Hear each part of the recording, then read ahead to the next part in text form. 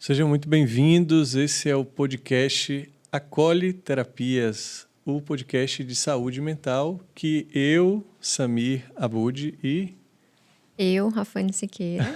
estamos aqui no nosso primeiro episódio para passar para vocês essa nossa ideia que nasceu há poucos meses, né, Rafa?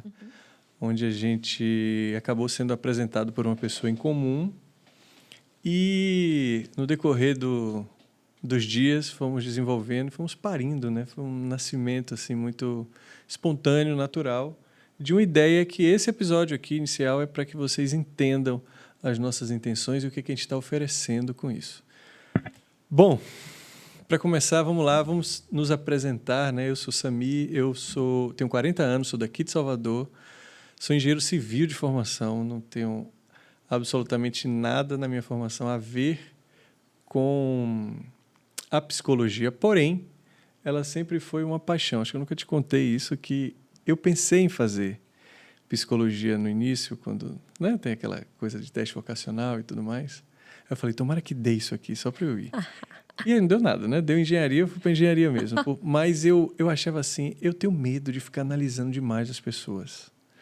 E aí eu falei, eu não vou para esse negócio não, porque eu já analiso demais, porque eu tinha isso em mim. Eu lembro de garoto, assim, ficar olhando no aeroporto quando eu ia buscar meu pai, criança. Ficar, o que aquela pessoa está pensando, né? Para onde é que ela está indo? Eu tinha isso dentro de mim.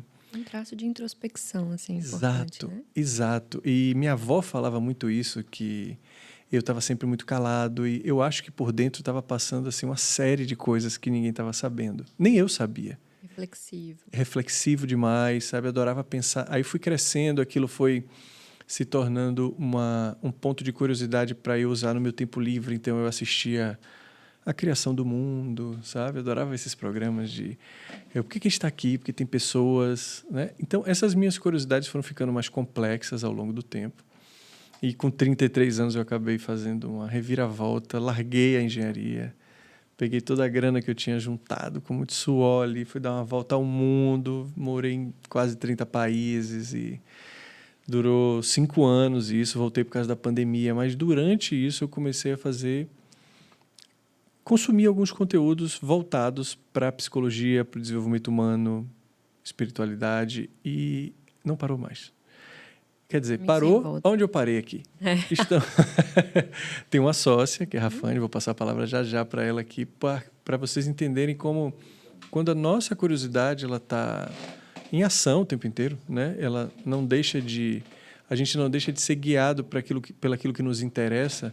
Isso pode acabar virando, inclusive, um negócio, né? Hoje eu mentoro pessoas com a minha experiência de vida, dou direcionamento, faço vivências pelo Brasil, pelo mundo, enfim, uma longa história, mas não estamos aqui para falar de mim somente, nem só de Rafane, vamos falar da Acolhe e o que e como isso nos uniu. Vou passar para a Rafa aqui para ela se apresentar um pouquinho para vocês e a gente bater um papo sobre a Acolhe Terapias. Vai lá, Rafa, Ótimo. diga aí. Obrigada, Sami. Então, né, como o Sami já falou, a gente se conheceu há poucos meses, apresentados por uma pessoa em comum que entendeu que a gente tinha, eu acredito que mais do que uma afinidade em relação aos nossos propósitos com esse trabalho, com a psicologia, mas que a gente tinha provavelmente desejos semelhantes em relação a essa ideia de conseguir criar um projeto que tivesse essa pegada de fato de acolhimento, sendo algo diferente do que tem acontecido, sabe, principalmente aqui no Brasil, em relação à experiência que as pessoas têm tido com psicoterapia. Eu sou capixaba, moro na Bahia há 1 ano. Engraçado, eu estava pensando nisso hoje. Estava me arrumando para vir para cá e pensando no que a gente falaria aqui. Aí, ao final do meu pensamento, eu concluí com pronto. Eu falei, olha só, 1 ano depois, e eu me vejo colocando pronto já no final de todas as minhas frases. Assim, E é só o começo. Exatamente. Mas sou capixaba, tenho 29 anos e me mudei para a Bahia. Na verdade, isso não tinha, a princípio, né, uma relação de trabalho envolvida, foi uma escolha pessoal minha mesmo, baseado nos meus interesses pessoais. E aí acabou coadunando, sabe, da gente se encontrar, da gente estar próximo agora e disso acabar dando ainda mais musculatura para esse projeto que a gente está desenvolvendo. Eu me formei na Universidade Federal do Espírito Santo, sou psicóloga clínica, né, atendo pacientes e sou supervisora clínica também em terapia cognitivo-comportamental. Maravilha.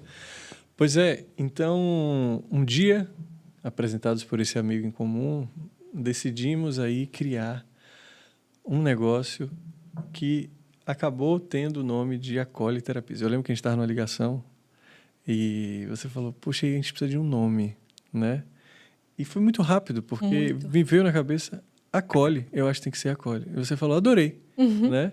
E depois a gente já foi para a marca, então nossa marquinha ali tem 2 mãos, né? Para simbolizar esse acolhimento mesmo. Eu acho que eu atendo também pessoas, né? Mas não com viés da psicologia, e sim como eu tenho uma formação em coach ontológico, então ela me ajudou muito a conseguir acessar o ser humano, né? Tem uma formação filosófica bem interessante, e todos os cursos que eu acabei fazendo foi para isso, para conseguir... Como é que eu ajudo? Porque muitas vezes a gente acha que a gente ajuda dizendo o que a pessoa tem que fazer, né? E isso é uma virada de chave que qualquer pessoa que ajuda o outro tem que ter, que é da imparcialidade, né? Onde você sai da sua dor, por isso que todo terapeuta é trabalhado também, é analisado, ele tem seu psicólogo, né? O psicólogo tem um psicólogo, mas na hora que ele está com o seu paciente ali, não é mais sobre ele, nem sobre as suas dores. Então, é sobre a pessoa que está ali esperando dele um acolhimento, no caso. Então, foi a única palavra que me veio assim. Então, eu acho que quando a gente tem uma afinidade mesmo do que é o negócio, né, do que é que a gente está oferecendo, acho que o nome, que muitas vezes as pessoas param para ficar muito tempo, não foi o que aconteceu com a gente. Exatamente. Eu acho que é muito devido a isso, né? Porque quando você quer criar uma coisa do nada que você não sabe onde é, talvez você fique muito querendo pensar no nome para que fale assim, eu quero que todo mundo entenda, né? Mas a gente entendendo o que significa, eu acho que esse é o grande diferencial que a gente vai explicar aqui, que é o que a gente está querendo oferecer dentro desse cenário que está aqui hoje se apresentando já, né? Desde aí da pandemia, que acabou revelando muita coisa nessa área, é o de acolhimento, da humanização realmente dessa relação, que é uma relação muito séria, né? Do mesmo jeito que temos relações importantes paternais, maternais, matrimoniais, a relação com o terapeuta eu considero uma parte da vida, da família da pessoa. Então, vivendo muito tempo essa área, atendendo pessoas que já fazem terapias, psicoterapias, acabei criando um repertório de conhecimento, e quando eu passei isso, do que eu sentia, as dores que eu sentia em relação a isso, a essa área, depois de estar vivenciando ela muito de perto, e expressei isso para a Rafane, e ela me disse, poxa, é exatamente isso que eu vivencio, é exatamente isso que acontece e que me incomoda, né? Então, como é que a gente pode unir forças para resolver isso? Então, a gente vai explicar um pouco aqui como nasceu a Acolhe a partir disso. Então, eu queria te perguntar assim, Rafa, como é que você, dentro da academia, inclusive, né, qual é a realidade que vocês vivenciam e que às vezes as pessoas não sabem, porque existem ótimos profissionais em qualquer área, mas também tem profissionais com deficiência em qualquer área, né? Seja engenheiro, eu sou da engenharia, conheci excelentes engenheiros, conheci pessoas também que não eram tão bem capacitadas, às vezes porque não é a grande paixão dele, às vezes porque não tem interesse em se capacitar mais, tanto que eu acho que é um grande favor para a profissão e para os outros que você faça aquilo que você gosta, porque para você sair daquela média, você vai precisar ter algo dentro de você que fique evidente e que te coloque numa posição que você realmente contribui, né? Igual quando eu falo uma pessoa que faz receita.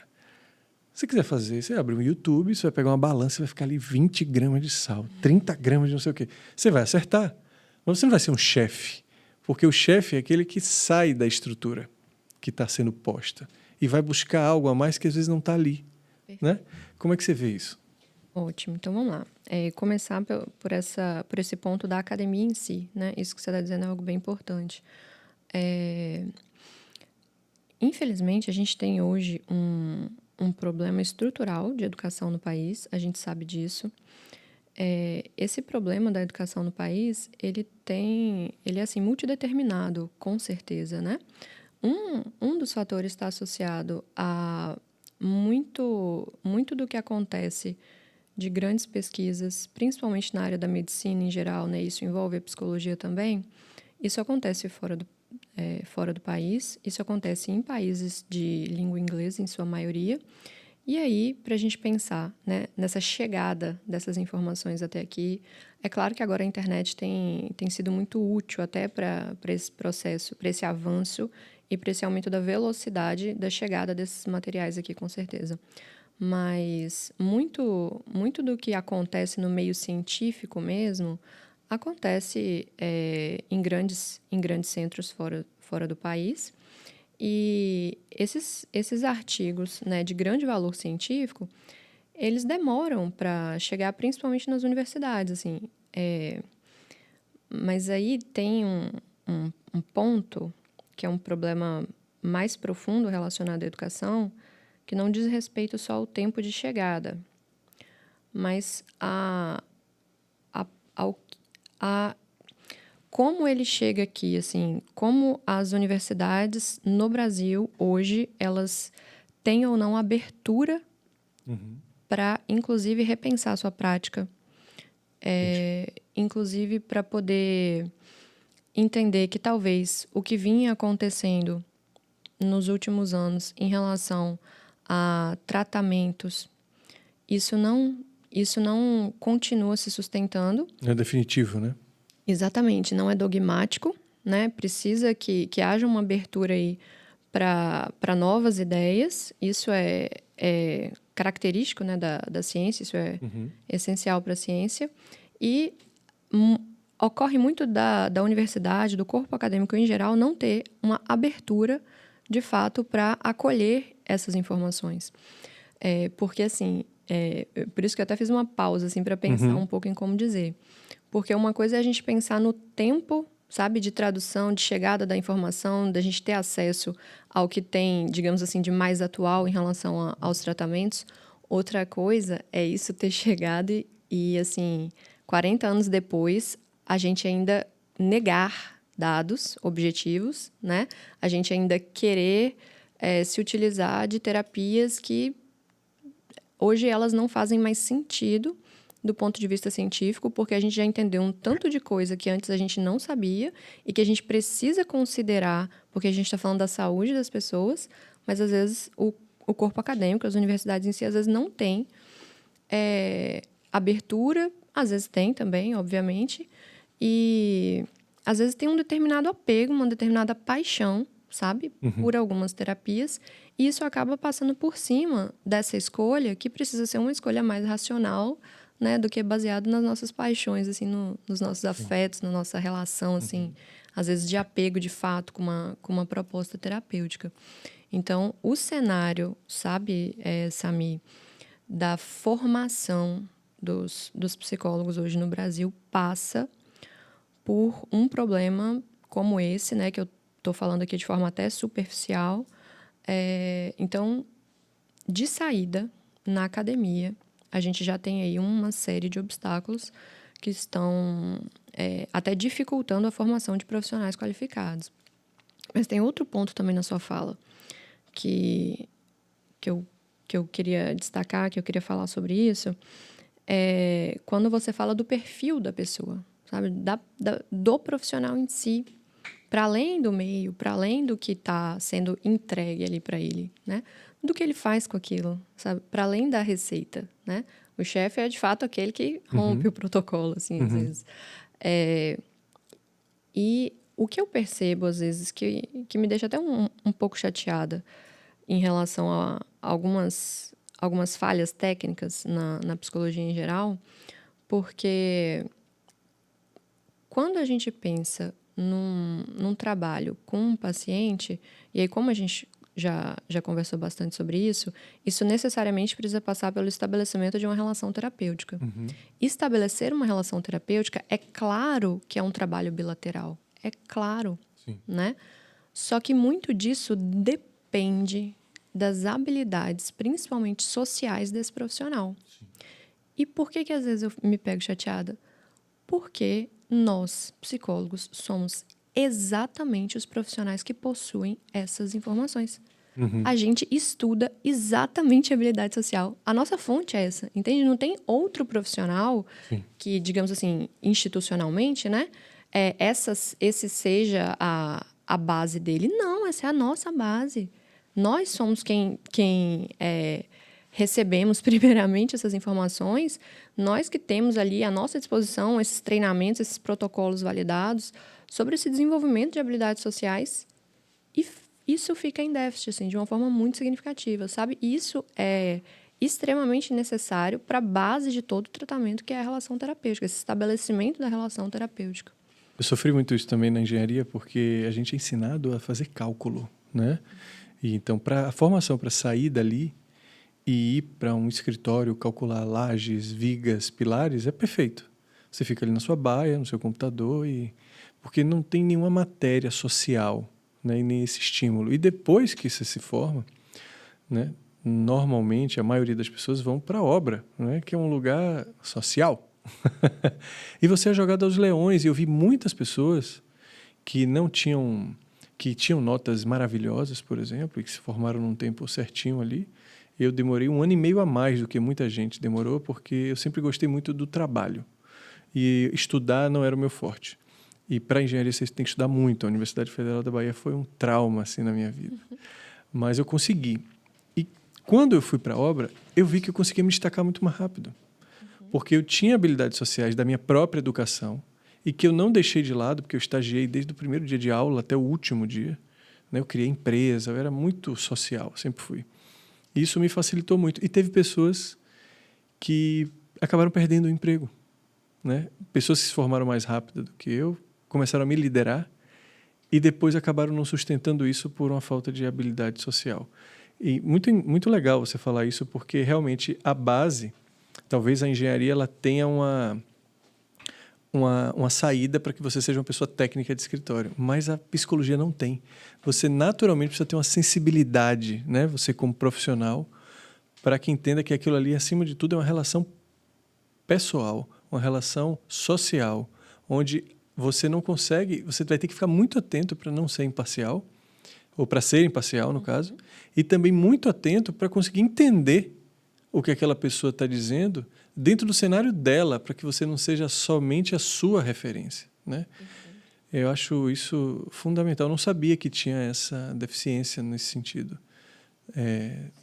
Então, quando você analisa um profissional, né, e aqui já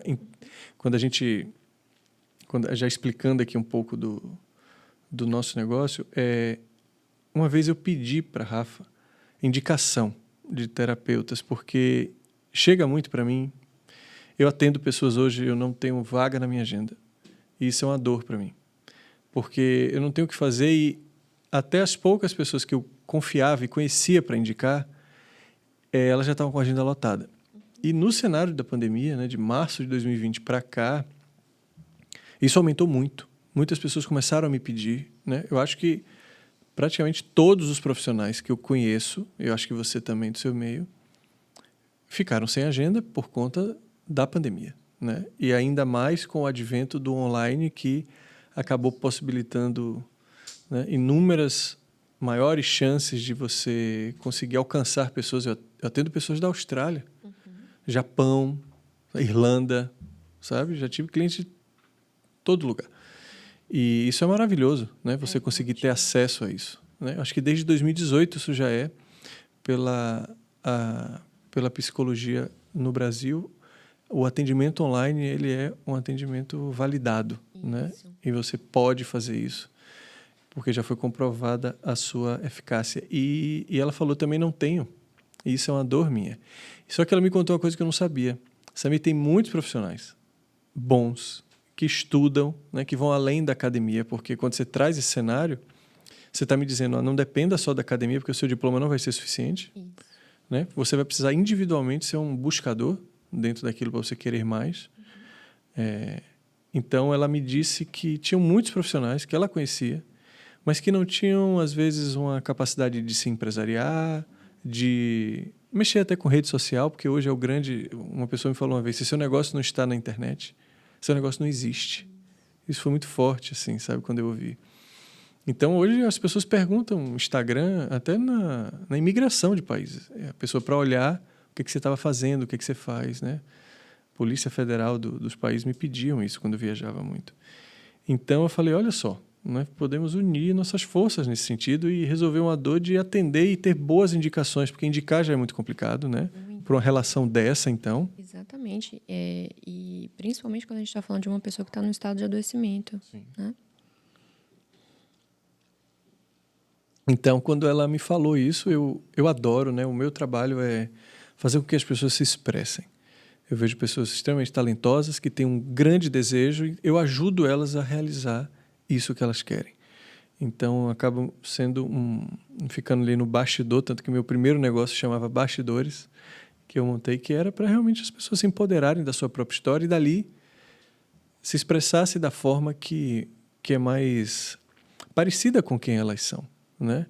E foi bem legal ver muita coisa sair, ver muitas pessoas saírem não só de escritórios, né, mas saírem do anonimato para elas mesmas e irem para um lugar de protagonismo na sua própria vida, fazendo coisas que aos olhos dos outros às vezes parece pequeno, grande, e a gente não consegue mensurar isso, porque a felicidade saiu desde uma artesã para uma profissional que passou no Ministério Público. Então, elas estavam felizes, independente mais agora da régua social que lhes era imposta. Então, eu adorei saber dela, que existiam muitos profissionais que a gente podia indicar, né? Então, como é que a gente faz para colocar à disposição essas pessoas, né? Unindo as minhas habilidades com a dela, onde ela supervisiona os profissionais, onde ela conhece os profissionais e onde ela pode trazer. Então, criar o campo onde isso funcione é uma coisa que eu adoro, né? Supervisionar, capacitar as pessoas, ler, treinar é uma habilidade que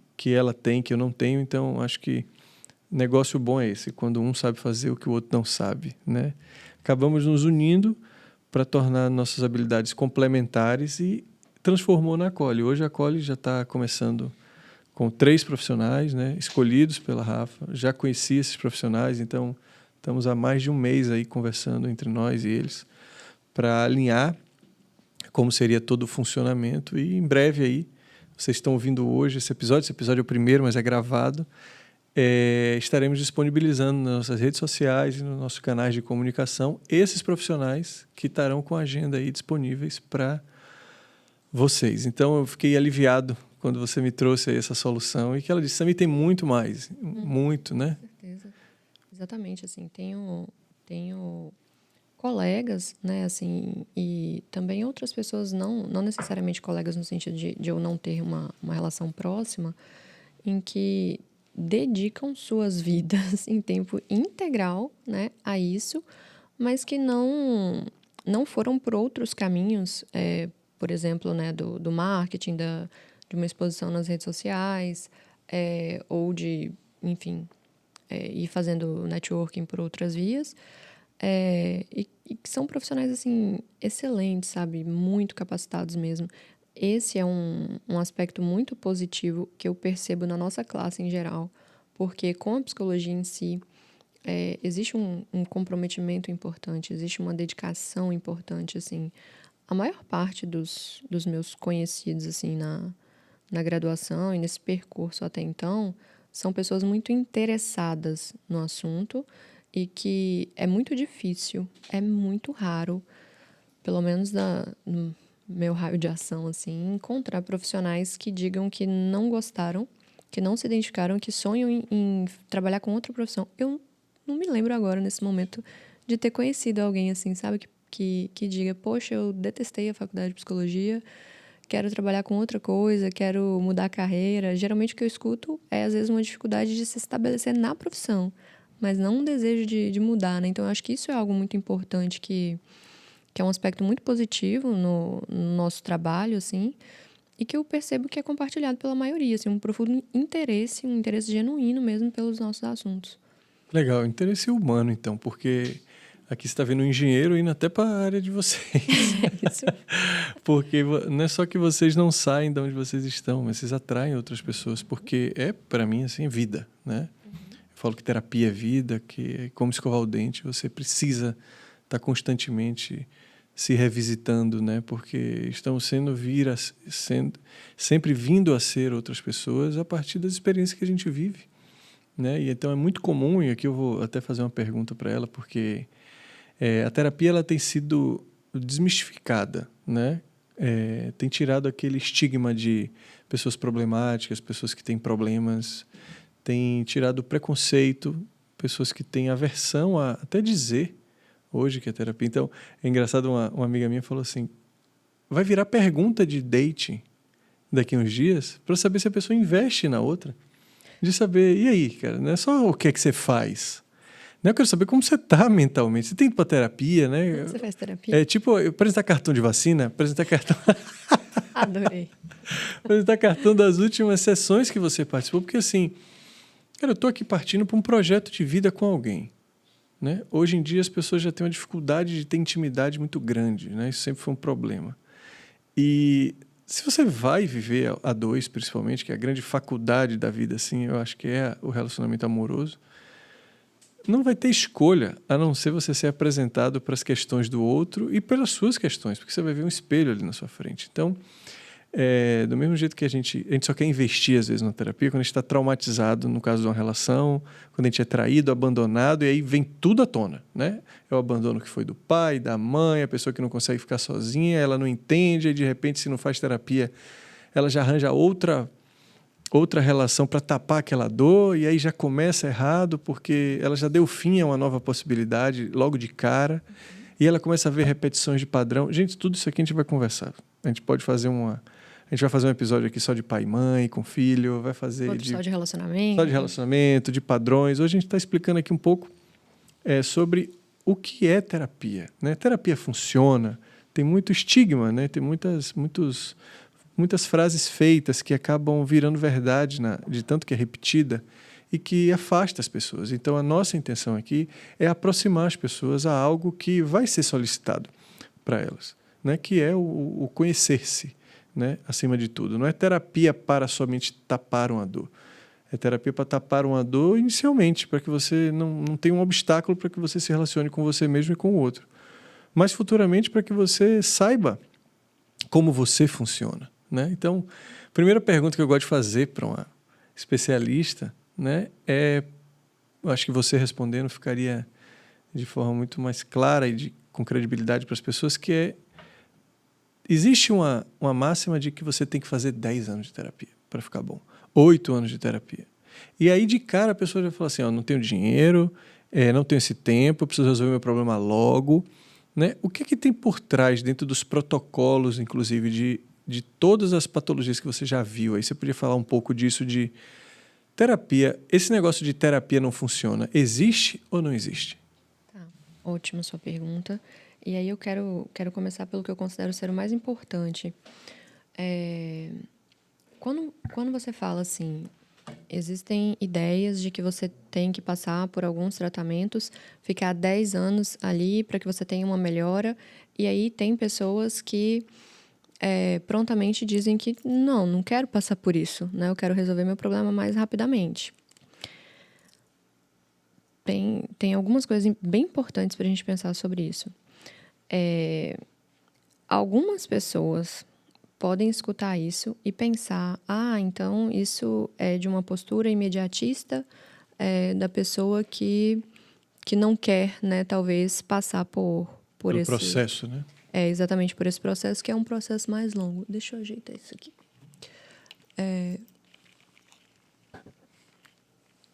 Que é um processo mais longo. Mas a gente precisa ter muita calma nessa hora. Uhum. Por quê? Isso é algo grave quando a gente para pensar no ponto de vista da saúde. Uhum. Se eu tenho, por exemplo, uma pessoa que tem uma depressão grave, que tem um transtorno bipolar, que está num estado de adoecimento psicológico importante, não faz o menor sentido a gente pensar que o sofrimento dessa pessoa precisa passar por 10 anos de um tratamento. Uhum. Isso é absurdo, isso é desrespeitoso, isso é desumano com quem está passando por um sofrimento, por quem está correndo risco de vida, né? Inclusive, assim, quando a gente para pensar sobre a depressão, os dados hoje em relação à depressão mostram que 1 a cada 5 pessoas podem apresentar um transtorno depressivo, entende? Então, a gente está falando de algo, né, com uma incidência muito importante na população em geral. Existem vários aspectos que contribuem para o aumento, né, desses casos, inclusive. E pessoas deprimidas num estado grave, elas podem cometer suicídio. Né? Pessoas que têm um transtorno bipolar têm um alto risco de cometer suicídio. Então, quando a gente pensa em pessoas que estão em um adoecimento psicológico e a gente acha que elas devem enfrentar tantos anos de um tratamento para poder alcançar uma melhora, isso é absurdo, sabe? Isso arrisco dizer que é antiético. Então, assim, o tempo de terapia, ele depende, primeiramente, de uma compreensão do que está sendo tratado. Se você vai, por exemplo, para um gastro, porque você está com uma dor no estômago, o tempo de tratamento depende da análise do que ele vai fazer, do que é que está acontecendo com o seu estômago. E a gente precisa lembrar que o cérebro é um órgão que adoece como qualquer outro órgão. A depressão é um estado adoecido do cérebro. E isso tem tratamento. Tem tratamento farmacológico, né, com acompanhamento psiquiátrico. Tem tratamento psicoterapêutico. O padrão ouro, o que a ciência aponta com mais eficácia para tratar no menor tempo, é essa combinação de psicoterapia e medicação psiquiátrica, principalmente para casos moderados e graves de transtornos depressivos. Alguns casos leves, eles podem ser tratados somente com psicoterapia. A gente tem evidência científica para ir por esse caminho também. Mas, então, quando a gente para pensar na ideia da terapia funcionar, em você precisar passar por tanto tempo de terapia, isso depende, primeiro, de qual tipo de terapia você está fazendo. Se é uma terapia com um viés de tratamento para um transtorno, entende? Então, assim, vou buscar uma terapia. Como que eu escolho um psicólogo? Peraí. Pode ficar sem, Rafa. Se não se movimentar muito, pode ficar sem. Mas eu não vou conseguir concentrar. Sim. Tá caindo muito.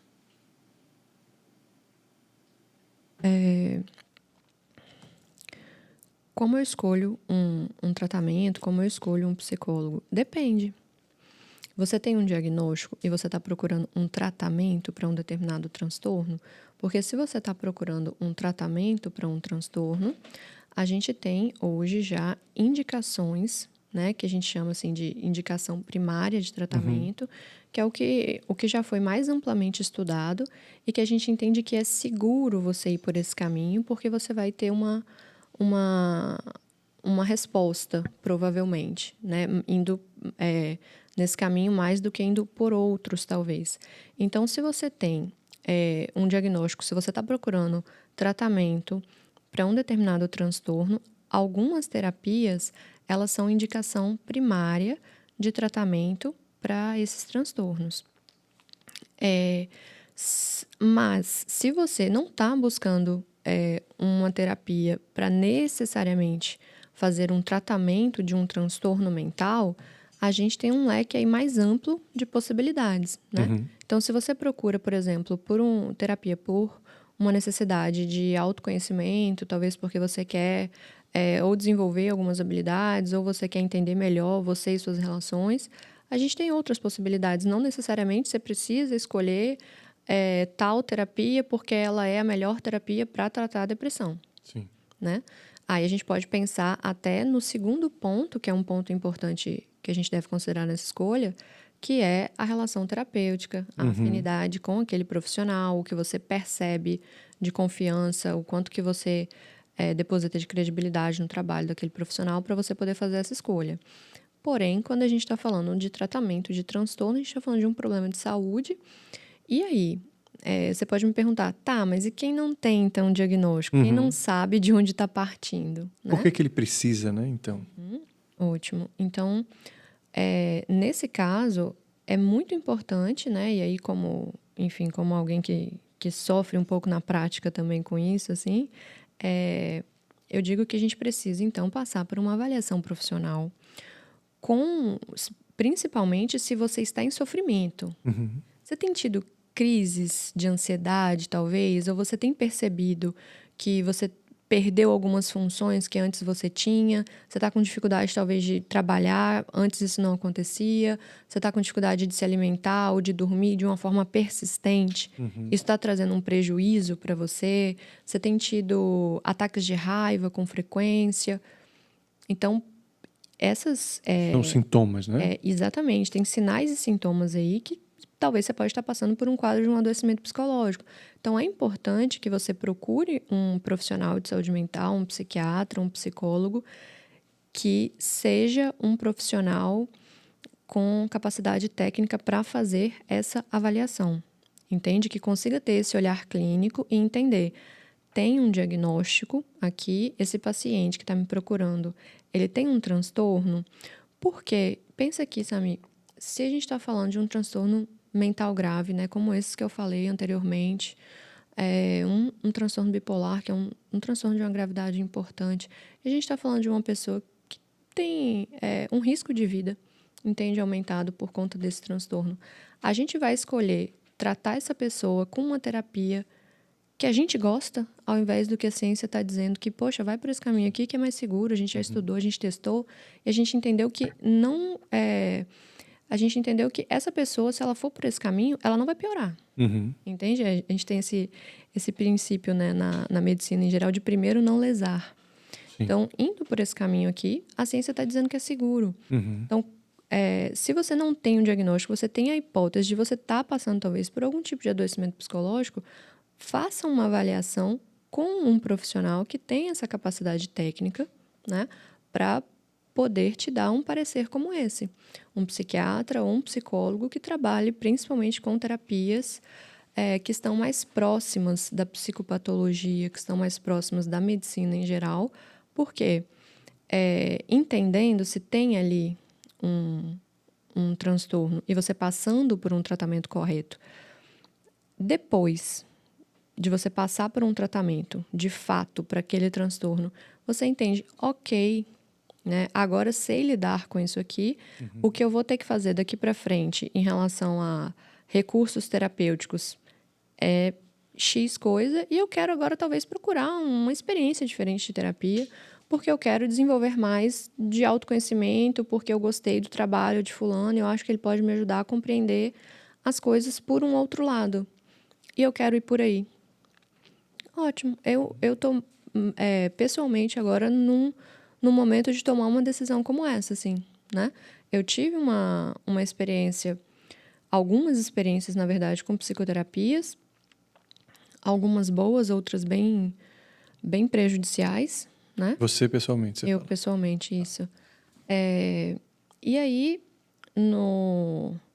na penúltima terapia que eu fiz, né, que foi o que eu considero assim mais prejudicial, eu fiquei um tempo significativo buscando por uma melhora, não obtive essa melhora, e aí, quando eu decidi sair para procurar uma terapia em que eu sentia que eu preciso de fato passar por essa avaliação que eu estou te dizendo. Sim. Eu preciso entender, sabe, se para além da percepção desse profissional tem alguma outra coisa, porque eu estou tentando uma melhora e não estou conseguindo por esse caminho. Sim. E foi exatamente o que eu fiz.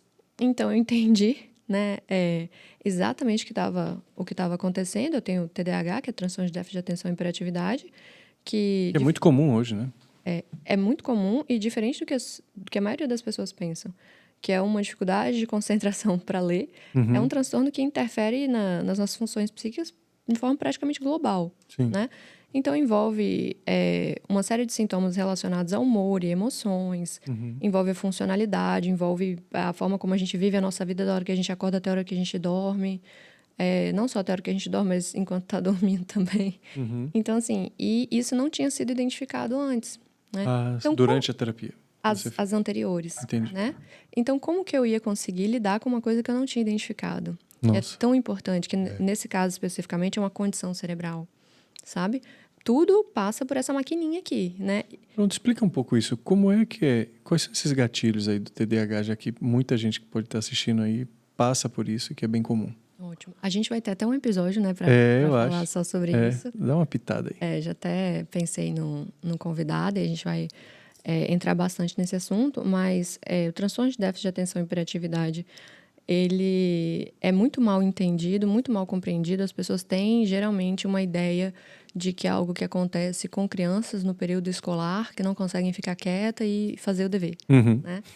E, inclusive, isso é um grande problema na nossa prática ainda, porque tem aí uma série de profissionais que não estão acompanhando esse desenvolvimento científico, essa maior compreensão dos transtornos de neurodesenvolvimento, né? TDAH é um transtorno de neurodesenvolvimento. O que é que isso significa? Que a gente nasce com isso. O cérebro, quando ele está se desenvolvendo, ele se desenvolve dessa forma. Certo. Então, a gente chama isso de uma condição neurodiversa.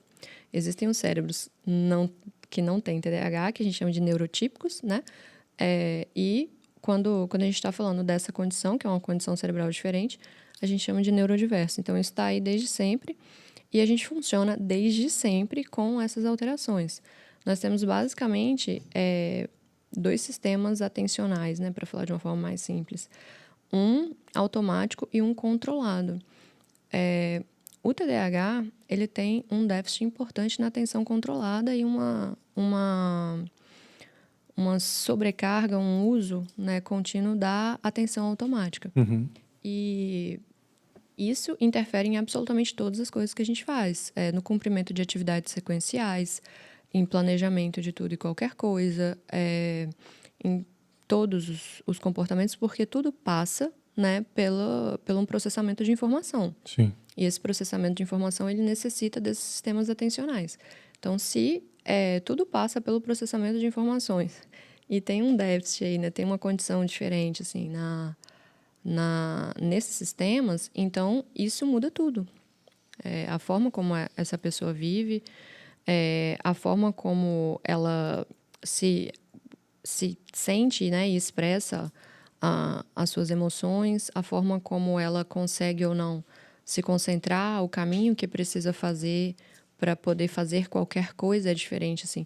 Eu uso uma analogia que para explicar alguns pacientes que eu acompanho que têm esse diagnóstico,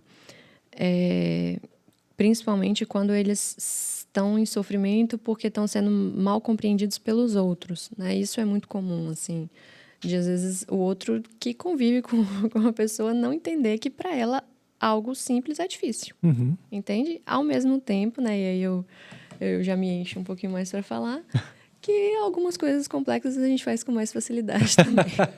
Claro. Então, assim, quando existe, né, uma dificuldade ali no meio da pessoa em questão de convivência, enfim, por conta de determinadas limitações, sim, são limitações e tem tudo bem a gente ter limitações, porque todo mundo tem limitações. É absolutamente irrealista a ideia de achar que a gente pode fazer qualquer coisa, desenvolver qualquer coisa. Se a gente quiser dobrar de altura, a gente até esse momento não consegue ainda, né? Tem um tanto de coisa que a gente não consegue, ok, né?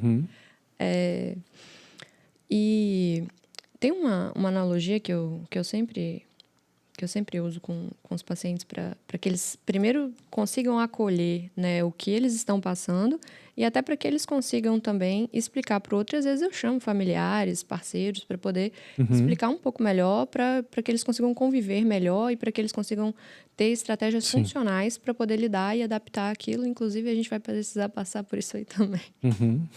Vivendo em sociedade. Você vai precisar passar por um treinamento. Tá certo. E é como se a gente pensasse assim, ó. Uma pessoa que não tem TDAH, digamos que ela tenha um celular, digamos assim, que o cérebro dela seja um iPhone. Ela tem ali a maquininha dela é um iPhone. E aí ela consegue baixar aplicativos, né?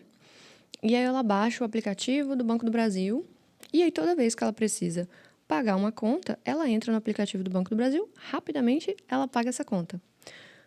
Uma outra pessoa, né, que tem um cérebro com uma condição cerebral diferente, não necessariamente ela consegue baixar todos esses aplicativos.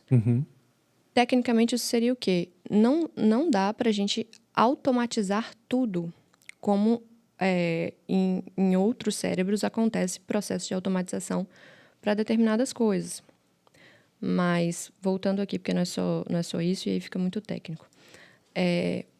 Num cérebro com TDAH, quando uma pessoa ela quer pagar uma conta, se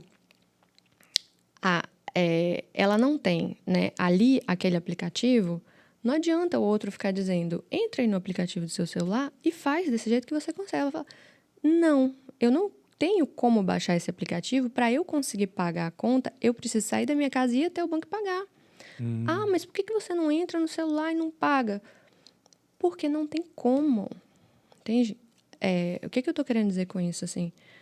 São máquinas que funcionam de forma diferente. Na sua máquina tem alguns aplicativos, nessa outra máquina não tem esses mesmos aplicativos, e não é só baixar. Nossa, mas tá tudo tão evoluído, não é só fazer desse jeito. Não é só fazer, porque o circuito, o caminho é diferente. Entende? Então, essa pessoa, provavelmente, ela vai ter que todas as vezes sair da casa dela e ir andando até o banco e pagar essa conta, porque o percurso vai precisar necessariamente ser diferente. Pode ser que depois ela vá arrumando outras formas de fazer isso com um pouco mais de facilidade, mas não vai ser como você faz. Por exemplo, tem algumas coisas simples que quem tem transtorno de neurodesenvolvimento, não só TDAH, mas, por exemplo, transtorno de espectro autista, vão ter também, né, está relacionado a condições cerebrais também, em que as outras pessoas olham e dizem, mas não é só você planejar, pegar e fazer desse jeito? Se fosse, você teria descoberto a cura para um transtorno. Não é simples assim. Entende por quê? Porque são máquinas diferentes, que funcionam de formas diferentes, com engrenagens diferentes, que precisam percorrer, de fato, caminhos diferentes. Tem algumas coisas absolutamente simples que eu não consigo fazer, né? Até o exemplo que eu te dei, aquele dia do chá. Sim, eu me diverti demais. Foi muito com aquilo. engraçado. Nem sempre é divertido. Eu acho que essa sua forma de humor é uma forma de acolher, né? Porque a gente acaba lidando com algumas coisas. Eu já conheci pessoas que têm, por exemplo, dislexia. E sempre foram crucificadas porque pulavam letras, né? Não conseguiam ler de forma sequencial. E quando ela recebeu o diagnóstico, bem mais velha, a pessoa se sentiu, meu Deus, que bom que eu não sou uma pessoa com defeito, entendeu? Eu não sou uma pessoa incapaz. Eu tenho algumas limitações. E a partir do momento que eu abraço ela, eu falo assim, o que eu posso fazer a partir daqui? E aí você vê uma série de pessoas que têm isso, que estão vivendo bem, que tem e você nem sabia, e você até admirava porque ela não tinha o que você tinha. E aí começa você ver... Eu sempre dou o exemplo da psicologia com a nutrição, que é assim. Primeira vez que fui para o nutricionista, ele disse que eu tinha que comer pão integral, peito de peru e queijo branco para fazer dieta.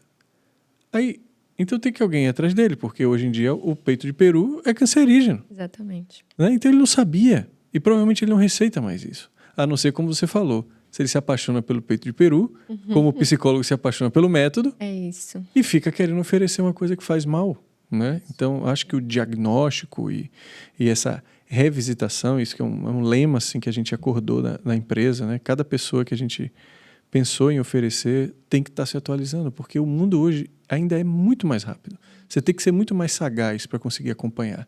O tempo inteiro está saindo artigos, né? Pessoas revisitando, porque a experiência humana é uma experiência, o nome já está dizendo, de experimentação. Não dá para você... hoje, ter certeza quais são as consequências do que você está fazendo. Mas o acompanhamento, uma tendência, olha, pessoas que, como você faz algumas leituras, né, de, por exemplo, pessoas que a mãe teve um filho muito cedo. Eu já atendi algumas pessoas assim. 16 anos, 15 anos, 17 anos. São pessoas, os filhos acabam se sentindo culpados. Por quê? Porque acha que atrapalhou a vida da mãe. Porque a mãe não curtia. Então, quando ela começa a entender, meu Deus, minha mãe não fez nada, só fez cuidar de mim. Então, ela começa a acumular uma dívida, às vezes impagável se ela não entra na terapia. Então, existe um padrão, porque a maioria das pessoas que eu atendi assim, elas tinham esse espectro, essa consequência do que acontece. Eu gosto muito de um ciclo de pensamento que eu falo sempre, que é pessoas fortes fazem tempos fáceis. Adoro. Isso é maravilhoso. Né? Isso resume a vida. Eu acho. Se você quiser educar, bota essa frase lá que você vai entender o que você tem que fazer. Porque é o que você não precisa nem perguntar o que a pessoa tem que fazer. você pergunta o que ela quer colher, e essa frase resume. Pessoas fortes fazem tempos fáceis. Tempos fáceis fazem pessoas fracas, né? E pessoas fracas fazem tempos difíceis. E tempos difíceis fazem pessoas fortes e depois de novo. Porque a gente tem uma mania de achar que o mundo é linear, né? Mas você, por exemplo, alguém aqui nessa sala, né? Temos aqui 3 pessoas mais você, conhece alguém que tinha tudo, tinha muito dinheiro e perdeu tudo? Está todo mundo assim. Né? Agora, você conhece alguém também que tinha uma venda, uma bodegazinha e foi crescendo e de repente criou um império? E se deu muito bem? Porque, gente, se tem uma coisa que se repete, tem uma crença muito forte por trás. E isso é aquela frase que tem pai rico, filho nobre, neto pobre. Né? Existe essa cadeia. Aí depois que ele perde tudo, ele cria uma outra cultura onde ele educa o filho a cuidar do dinheiro. E aí você tem uma outra escala, aí o pai fica rico de novo. Aí depois ele não ensina e passa adiante. Por que ele passa adiante? Tem dores ali no meio.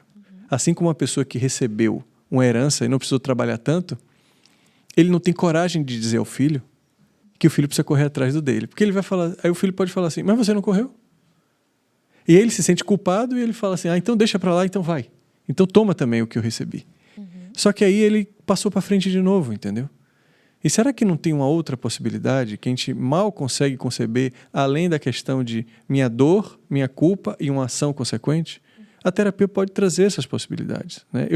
Claro que eu não recebo pessoas com transtornos porque eu não sou habilitado para isso, mas eu recebo pessoas em dor também, no sentido de por que isso acontece na minha vida, né? E fazer esse mapeamento, essa leitura, que muitas vezes é histórica, familiar, misturado com a cultura, traz uma clareza imensa para a pessoa. Eu costumo dizer assim, para você deixar uma pessoa triste, dê uma possibilidade a ele.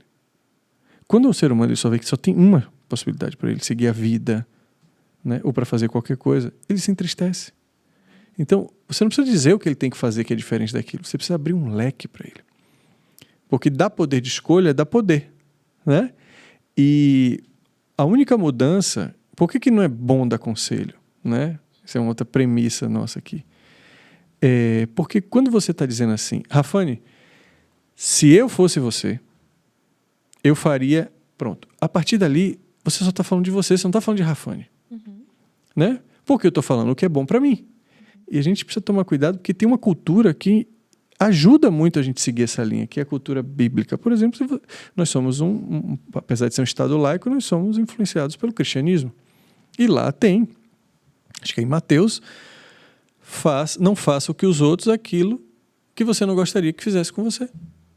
Né? E a gente adota isso como se fosse um dogma inquestionável. E isso é totalmente questionável. E tem totalmente a ver com o que a gente estava falando anteriormente também, em relação a essa necessidade de atualização dos profissionais, porque quem fica com uma verdade imutável é a religião. A ciência, ela não é dogmática. Exatamente. Né? Ela vai precisar estar o tempo inteiro questionando suas próprias verdades e com essa abertura para talvez agora a gente tenha entendido algo diferente, que pode ser melhor do que o que a gente tinha antes. Né? Que é a tese, a antitese, né? E a síntese. E depois de novo, né? Então, como é que eu vou fazer com você aquilo que eu gostaria que fizesse comigo se eu não sou você? Porque se eu posso estar fazendo uma outra coisa para você que você goste muito e eu estou te privando porque eu estou me colocando como centro, como referência. E eu não sou referência. Eu falo para os outros às vezes que, para fazer uma reflexão assim, sabe quando você está malhando e aí você vê uma pessoa que malha todo dia, às vezes 2 vezes por dia, porque gosta muito... E aí você fala, esse também essa pessoa é estranha, é exagerada, né? Aí tem um que só vem segunda, quarta e sexta, porque os outros dias ele gosta de descansar. Aí você já chama ele de preguiçoso. Mas você está na média ali. Estudar para concurso também, tem muito isso. O cara que estuda 12, 14 horas por dia porque quer passar logo é chamado de doente, né? Desequilibrado. E o que está estudando 4, 5 horas, aí também, né? Não vai passar e tudo mais. Você começa a criticar, então...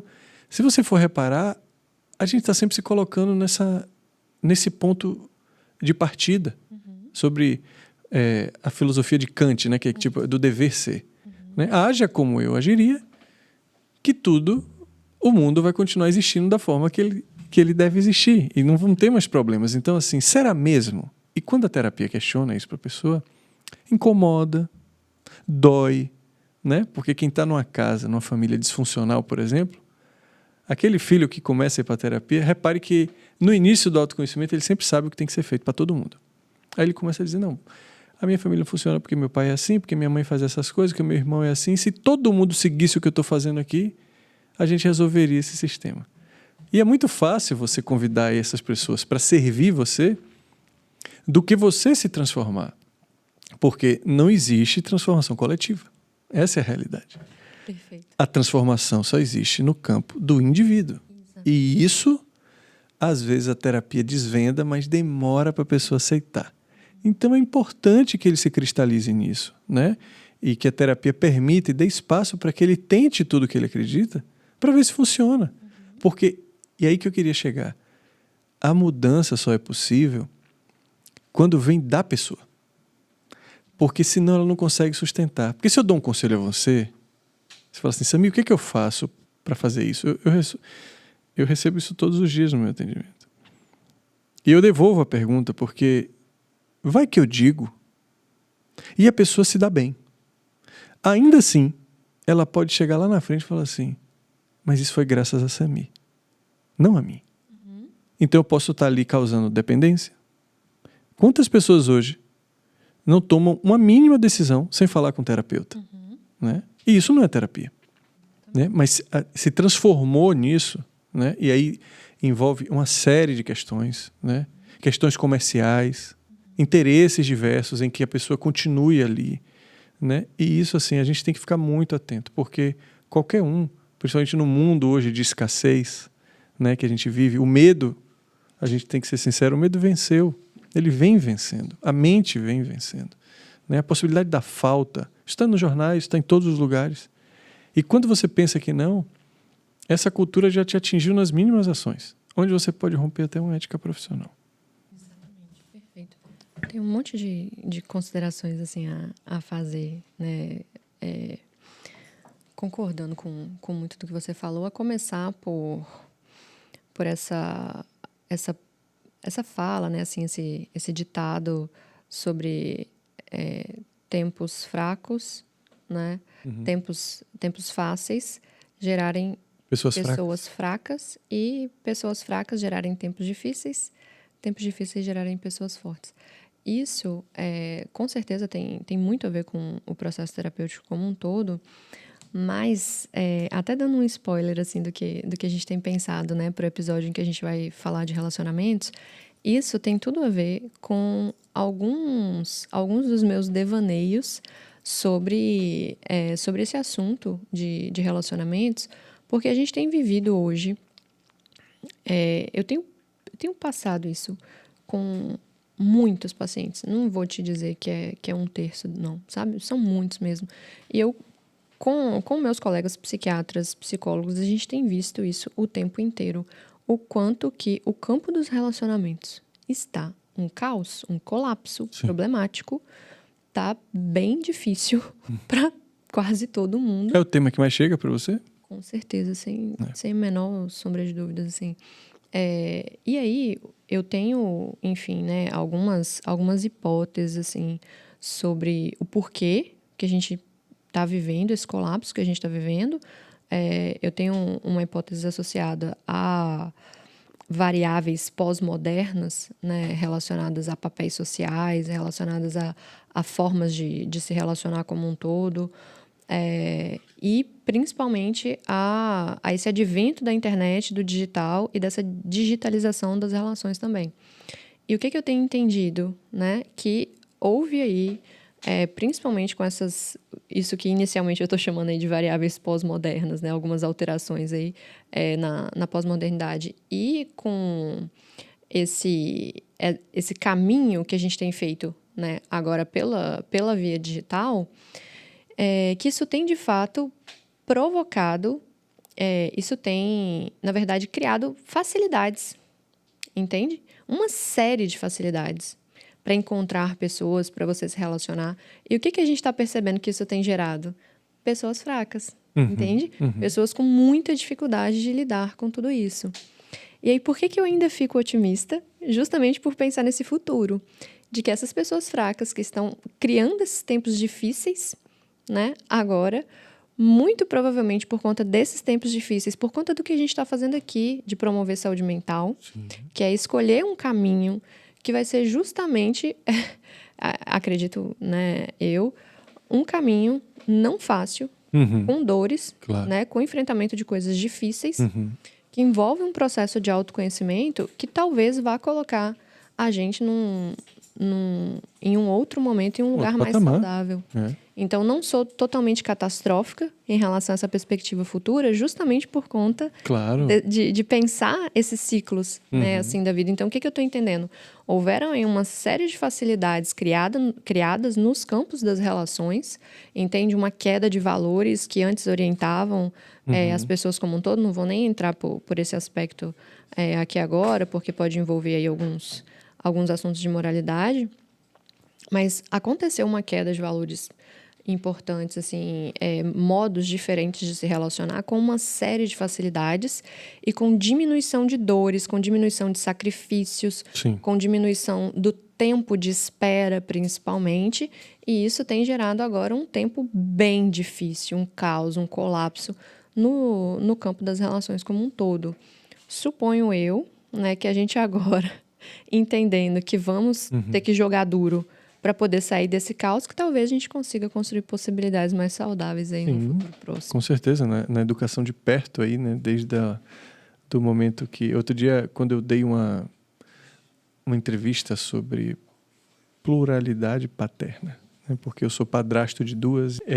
Outro dia, dando uma entrevista sobre pluralidade paterna, me perguntaram sobre que recado se daria aos pais, né? Eu estava falando de um lugar de padrasto, que eu sou padrasto de 2, e eu, no final, eu falei assim, frustre seus filhos, né? Porque isso aí também vai ter um episódio só sobre isso, né? Eu fico doido aqui para entrar em assuntos como esse, né? Família, educação, porque é muito interessante e as experiências que aquela pessoa passou, elas formaram. A pessoa não veio pronta, né? Por que ela é assim? Não. O que eu fiz para contribuir com que ela fosse assim? Né? Na antropologia é bem legal que às vezes a gente acha que porque a gente precisava falar, de repente veio os idiomas e a gente começou a falar. Quando na verdade as coisas não acontecem assim na natureza, né? A natureza não dá saltos, né? Exato. Então, por que a gente estava junto, né, ali ao redor da fogueira, e um passou a comida para o outro olhou para o lado e fez um gesto ali, e o outro chegou assim e falou, legal, eu entendi isso aí que você falou, sabe? Isso é bom. E aí o outro passa também e a gente começa a sofisticar isso. Então, não veio do nada porque a gente precisava. Era porque a gente estava junto, aquela ferramenta causou um bem-estar. E o bem-estar sempre foi a porta de entrada para que a gente fosse evoluindo, né? Então a gente fica onde a gente está bom. Isso é bom, mas isso é ruim.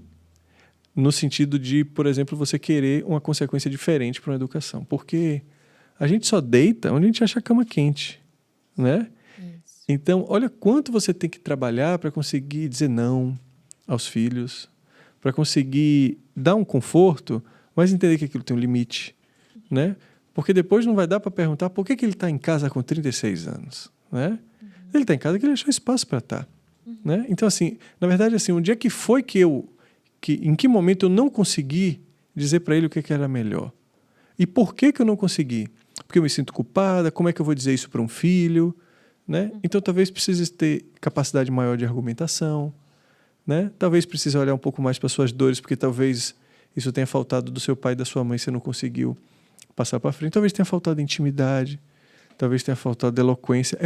São tantas habilidades para dizer, às vezes, uma frase que a gente subestima a vida.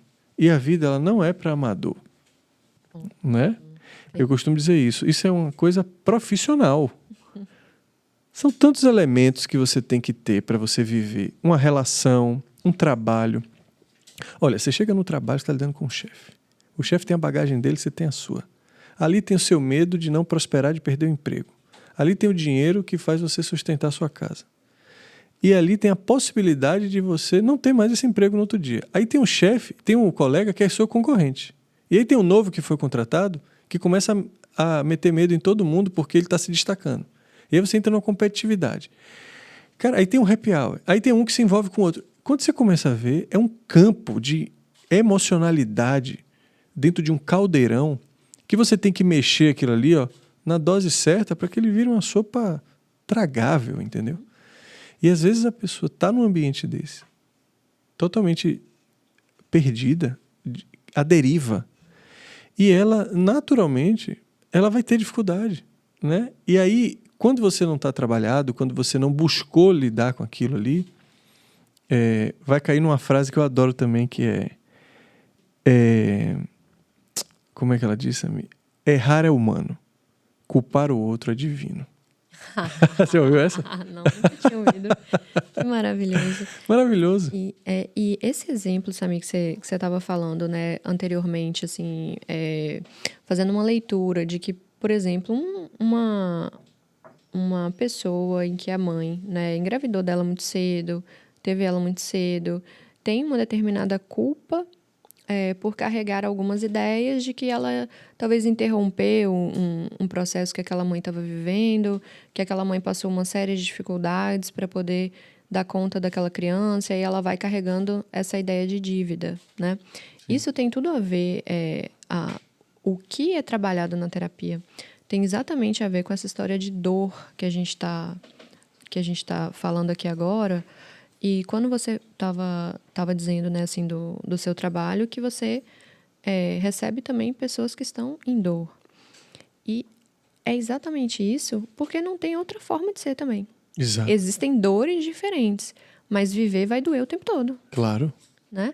E aí a gente tem que ir entendendo Perfeito. também se eu estou sofrendo porque eu estou com um sofrimento que é inerente aos processos de vida em que eu estou me colocando, ou eu estou sofrendo porque talvez eu não estou entendendo nada, porque eu estou metendo os pés pelas mãos, porque eu estou num sofrimento desnecessário, mas que vai ter sofrimento, vai ter. Então, voltando para esse exemplo anterior, né, dessa pessoa, o que é muito comum, sabe, de filhos com uma ideia cristalizada de ter uma determinada dívida com os pais, porque deu trabalho para os pais, por isso, por aquilo. Vamos pensar aqui. Pega essa mãe que teve essa filha mais nova, talvez na adolescência, né? Tire dessa mãe essa maior lição de vida que ela teve, que foi ter essa filha nova. Dê a ela um tanto de facilidade, de felicidade, talvez ela se torne um adulto besta. Sim. Né? Um adulto que não consegue lidar, talvez, com problemas relativamente simples. Uhum. Por quê? Porque talvez não enfrentou dores importantes. Então, existem modos diferentes da gente olhar para determinados eventos. Exato. Né? Às vezes a gente está com uma interpretação das coisas com uma lente muito viciada de poder interpretar a realidade, e a terapia ela vai justamente nos ajudando a dar uma limpada nessa lente para que a gente possa olhar os mesmos eventos, porque o que passou, passou, a gente não vai ter como mudar nada disso, de formas diferentes, de formas que podem, inclusive, fazer com que a pessoa ressignifique uma história de vida. Exato. Então, essa mãe que passou por esse tanto de dificuldade aí, ela pode ter se tornado uma pessoa muito admirável, muito forte, muito potente, justamente por conta de ter tido essa filha nesse momento. E essa é outra consequência que eu, atendendo essas pessoas, vi. Pessoas profissionalmente bem-sucedidas, independentes financeiramente, com dores resolvidas de outras pessoas que não precisaram, não tiveram estímulos para resolver essas dores, entende? Então, não tem um bom e ruim, tem consequência. O Contar do Caligares, ele tem uma frase que eu adoro, que é: eu não quero ter uma vida feliz, eu quero ter uma vida interessante, sabe? Então, isso muda muita coisa, porque o ponto de partida já começa diferente, né? Então, se eu tenho... Às vezes, como você falou, às vezes ele está sofrendo porque ele não sabe o que é, ele está sofrendo porque ele queria outra coisa, ou às vezes ele está sofrendo porque para ele a ideia de sofrimento não combina com a vida. Uhum. Às vezes ele tem um objetivo de que a vida boa é a vida sem dor. Uma concepção distorcida sobre a vida. Exatamente. Então, primeiro a gente... Eu lembro que eu atendi uma pessoa que ela falou assim... Ela era mais jovem, ela disse assim para mim: Não, Samir, eu não quero ser rica. Eu quero ter a vida que todo mundo tem. E eu falei, quem é todo mundo? Foi bem para eu entender, né, qual era o ponto de partida dela falar. Que todo mundo tem viajar uma vez por ano. Eu falei, pro exterior? Ela falou, pro exterior. Ela falou, tem uma boa escola para os meus filhos. Eu falei, tá, escola de quanto? Qual seria essa escola aí na cidade que ela estava? Ela falou um pouco. Eu falei, é importante você saber que esse todo mundo que você está falando é um percentual ínfimo na população que você vive. E eu dei uma média para ela. 70% da população do país que você vive ganha até R$2.500. E ela tomou um susto, assim. Eu falei, se você for para 5.000, você abrangeu 90. O viés aí, né? Exato. O recorte, o ângulo pelo qual ela estava fazendo esse filtro. Repertório, assim, sabe? Então, é muito importante a gente entender que às vezes a gente não foi colocado numa situação de ver um repertório para ser um pouco mais sensato, não com a gente mesmo, mas com a vida. Porque se a gente não entende o jogo, eu falo sempre, eu vou jogar com a minha enteada de 5 anos. Ela me chama de Abudinho. Abudinho tem um jogo novo. Eu falei, vamos lá. Qual é a primeira coisa que a gente faz, gente, quando a gente ganha um jogo novo? Joga? Não. A gente olha a regra. A gente pega atrás do tabuleiro, tem lá escrito como é que é para jogar. Perfeito. E a vida tem regras. Tem coisas que são leis universais. Apesar de que você acha que tudo é mutável, mas tem coisas que são fixas. Que você já sabe a consequência que vai dar. Então, se você soubesse o futuro que ia ser, sei lá, o seu filho, a sua relação. Se você falasse, eu quero que minha relação... Eu quero colher... Por isso que eu gosto muito assim. O que é que você quer colher na relação? Eu quero colher uma relação amorosa onde cada um tenha um pouco de individualidade. Eu falo, então, como é que você deve começar? Porque a forma como você começa vai ditar muita coisa aqui dentro. E eu digo que quando chega uma relação, normalmente as pessoas colocam seus valores em promoção. Chegou o seu cliente na loja. Se o cliente está vindo aqui sempre comprando seu produto, você não precisa botar em promoção, concorda? Você está tendo cliente. Você está tendo quando você não tem. Mas chegou a relação, aí você começa, não tem problema eu não sair com meus amigos mais não, né? Porque ele também teve uma vida assim, o assado. Começa a fazer concessões. Você começa a fazer concessões e quando você vê, você está num emaranhado que você não consegue. Aí você depois quer chegar para terapia e pedir para a pessoa fazer terapia para ela começar a aceitar uma coisa que você nunca exigiu. Você começa a tentar colocar que outra pessoa coloque coisas nele que você não conseguiu. Mas você não conseguiu pelas suas ações. Perfeito. Entendeu?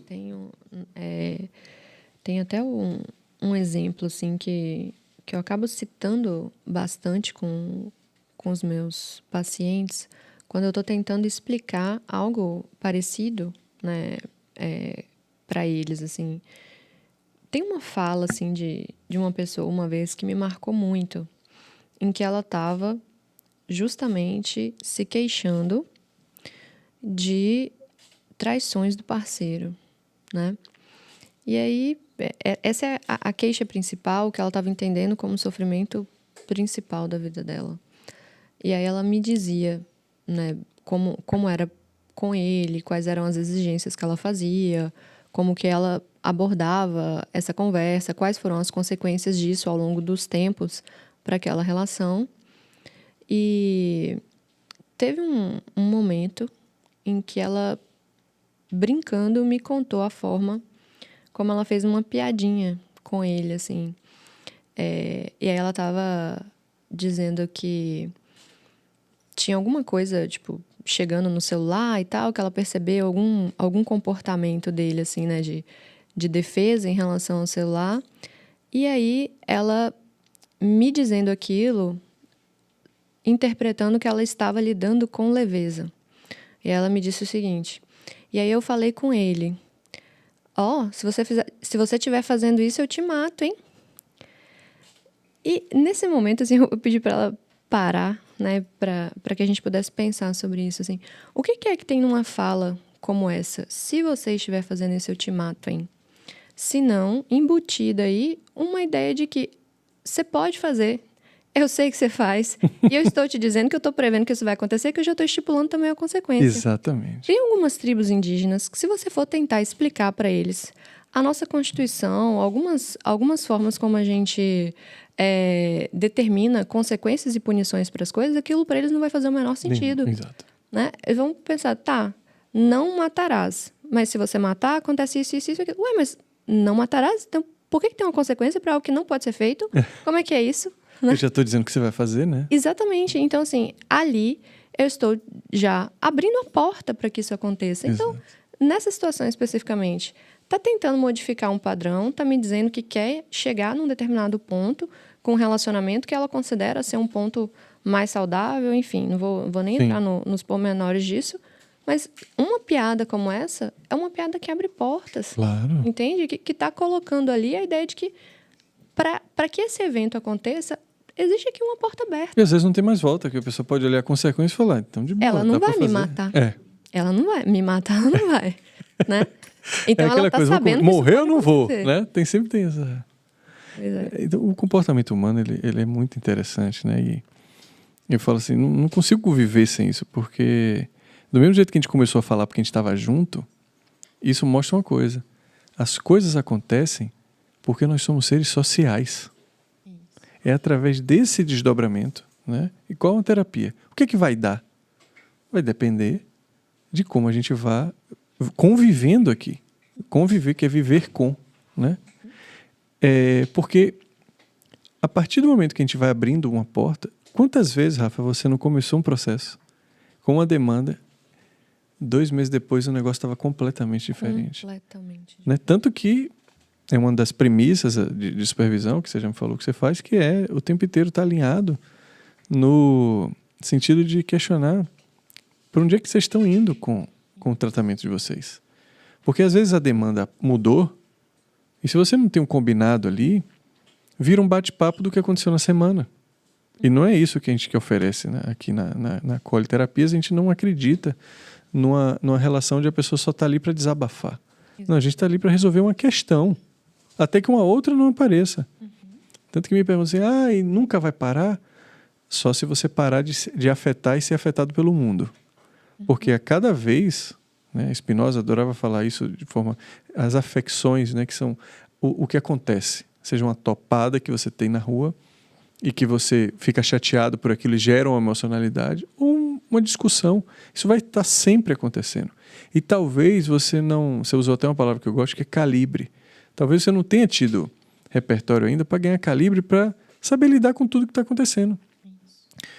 Eu costumo dizer, uma pessoa que tem 30 anos de habilitação e um motorista de Uber que tenha 2. Quem dirige melhor? Né? Talvez o cara que tenha 30 anos de carteira só tenha do trabalho para casa, de casa para o trabalho. Mas o do Uber dirige a cidade toda. Uma quilometragem muito alta. Então, se você pedir para aquele cara que está 30 anos de carteira fazendo aquele mesmo percurso, pegar uma estrada para ir para um lugar, talvez ele precise de ajuda.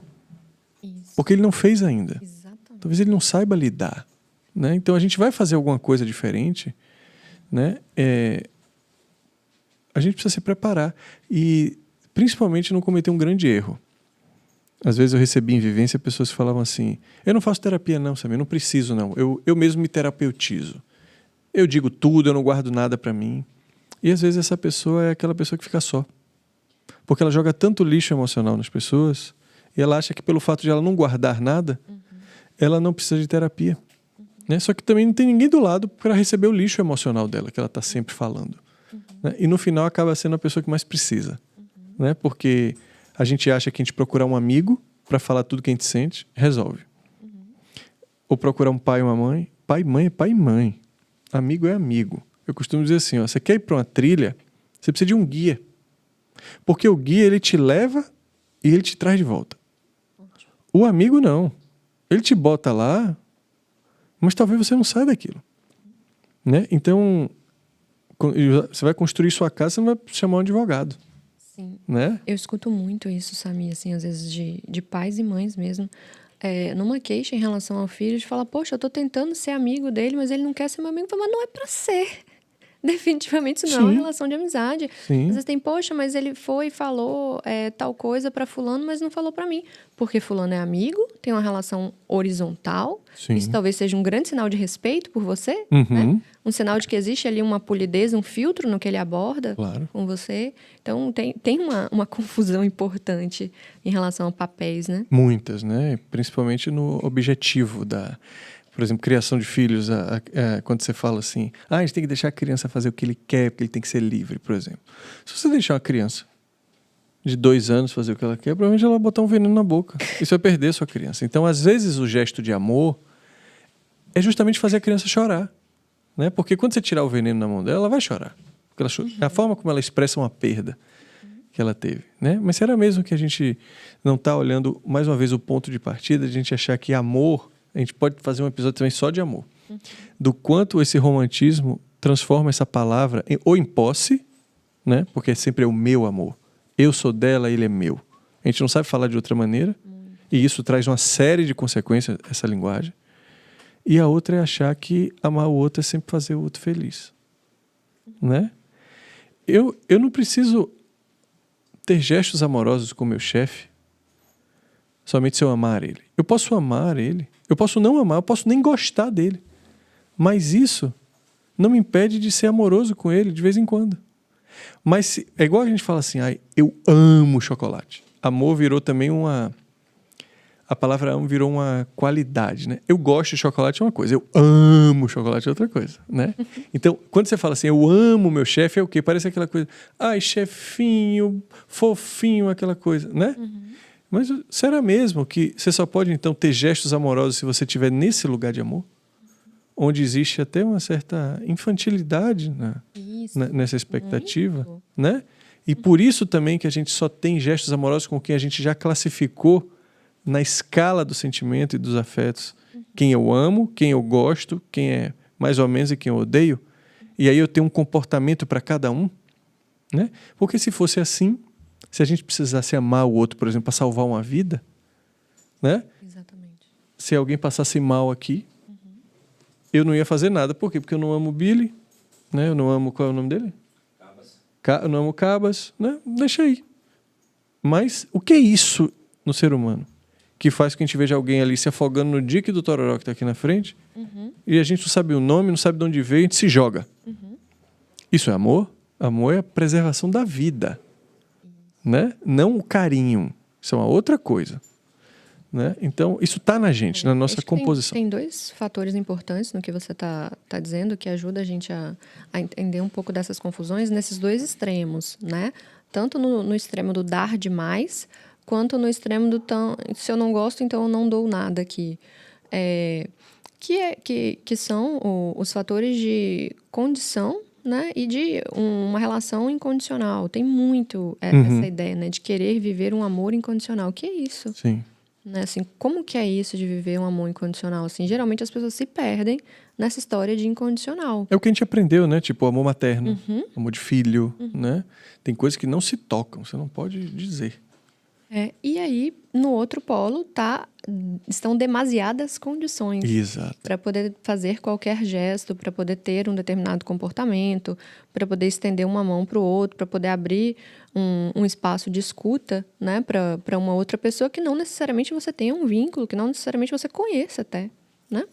Você está, às vezes, numa relação, você vai tirar uma foto abraçado com uma pessoa ou num jantar a 2, a pessoa fala, ou é namorado, ou é dating, ou é alguma coisa. Isso. Então, também já existe classificação para determinados lugares que você se coloca, sabe? Então, é preciso questionar tanta coisa dentro da sua realidade para que você mude o seu comportamento com aquelas situações. Porque a gente foi ensinado a achar assim, eu amo chocolate. Chocolate me deixa feliz. Então, eu vou comer 30 chocolates e vou ficar 30 vezes mais feliz, né? E às vezes você passa até mal. Quantas atrocidades são cometidas em nome do amor? Né?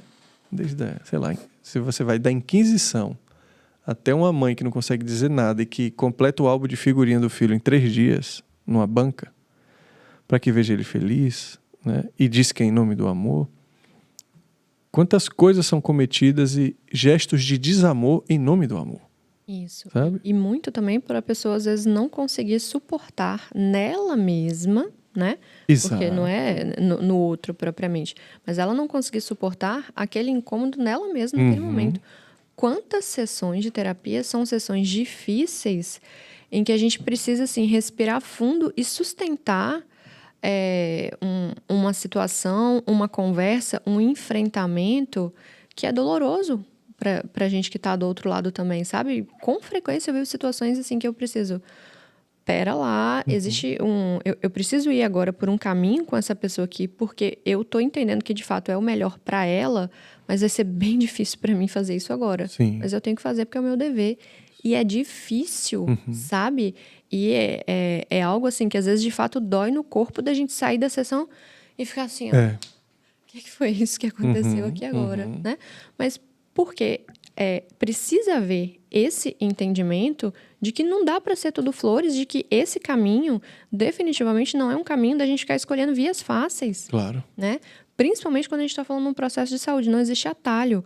O que é totalmente diferente do que eu estava falando no início da nossa conversa em relação a essa ideia de tempo de terapia, porque tem que ser não sei quantos anos para que você tenha um resultado.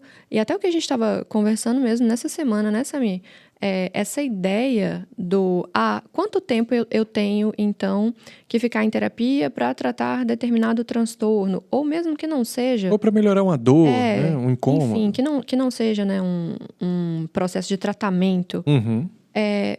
Quando a gente tem essa ideia, a gente está supondo que o que a gente vai ter de benefício, de resultado, só entra, né, só chega nesse momento final em que acaba. E definitivamente não é isso.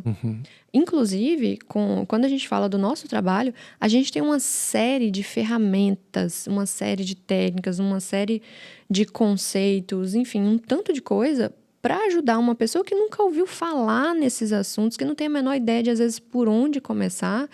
E não que ela esteja pronta para receber uma alta terapêutica, talvez, mas ela já vai experimentando uma série de melhoras.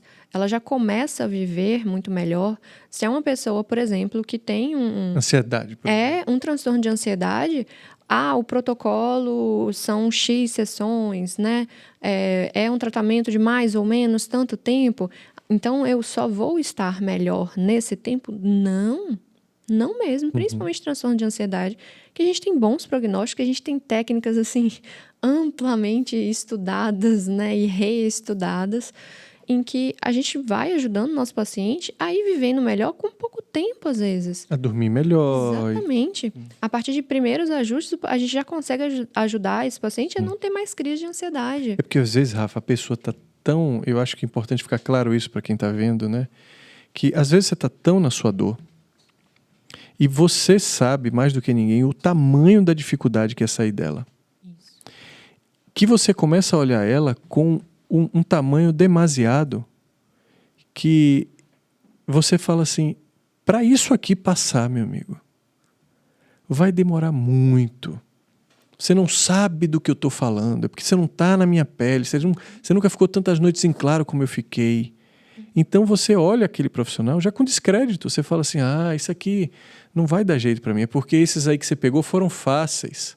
Você começa a, sem saber, estar numa linguagem de potencializar a sua dor e o seu problema, e que às vezes não é isso.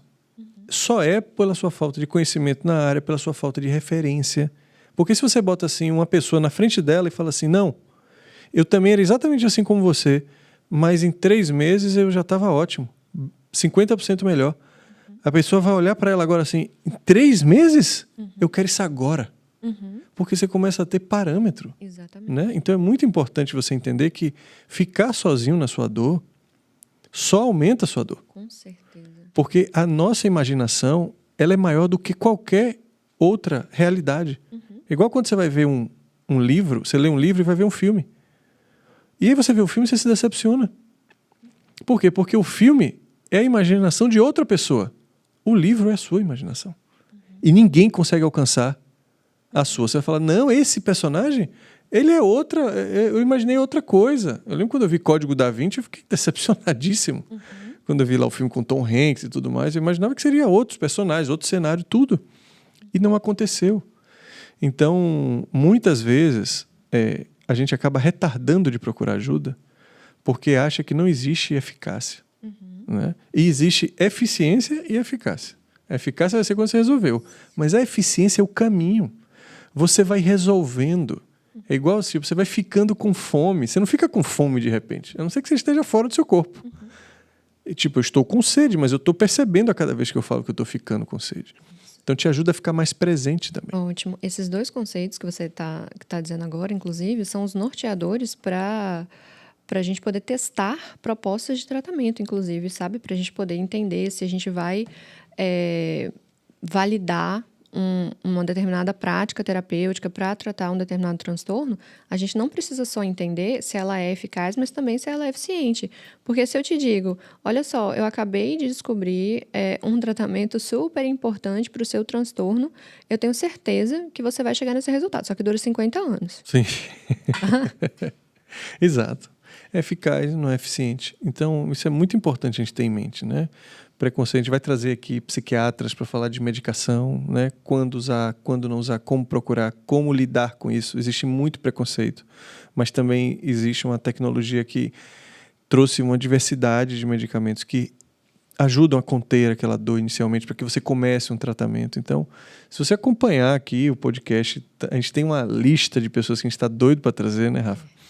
Sobre diversos assuntos que eles entendem, inclusive, mais do que nós. É muito importante trazer pessoas aqui altamente capacitadas. Esse é um podcast, acima de tudo, de acolhimento à responsabilidade. A gente está lidando aqui com vidas, né? O que a gente pode estar falando aqui pode influenciar muito na vida, no dia a dia das pessoas. Então, a gente toma muito cuidado com cada pauta, com cada convidado, com cada ser humano que vem aqui, para ajudar a humanizar ainda mais essa relação que é tão preciosa, que é a relação terapeuta e paciente. Sim, tem algo importante que eu quero falar sobre o que você estava dizendo, né? Dessa pessoa que está num sofrimento, está escutando algo relacionado ao tempo, né, de um tratamento, e ela está, de fato, num sofrimento tão importante, sabe, assim, e vivendo talvez por tanto tempo uma série de dores em que ela vai fazer exatamente esse tipo, né, de questionamento. Falo, não, isso aí é para pessoas, né, que provavelmente vão ter algo muito mais simples do que o que eu tenho, porque o meu buraco ele é bem mais embaixo, provavelmente. E assim, é claro que a gente precisa escutar, e sim, existem casos que são sim mais graves, mais complexos, que a gente vai, sim, talvez precisar de mais tempo para alcançar determinados resultados, isso com certeza.